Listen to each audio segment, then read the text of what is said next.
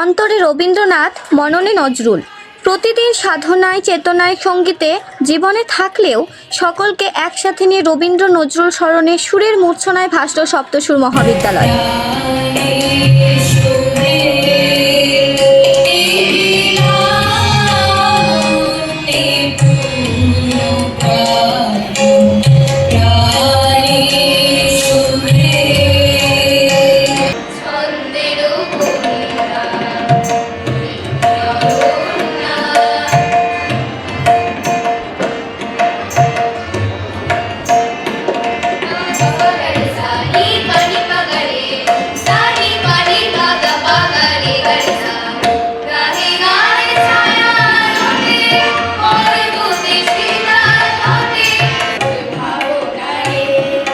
সংস্থার প্রশিক্ষক সঙ্গীত শিল্পী অনিমেষ দাস ও জাগৃতি ঘোষের প্রচেষ্টায় ছোট ছোট কচিকাঁচা বড় সকলকে নিয়ে এক অনবদ্য অনুষ্ঠান অনুষ্ঠিত হলো রঘুনাথগঞ্জে।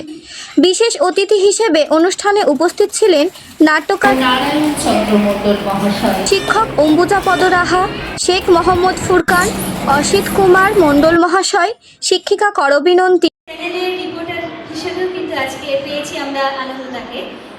স্পেশাল ইভেন্ট টিভির কর্ণধার আনন্দ দাস, সাংবাদিক সুজয় ঘোষ ও শুভম বড়াল, বিশিষ্টজনেরা।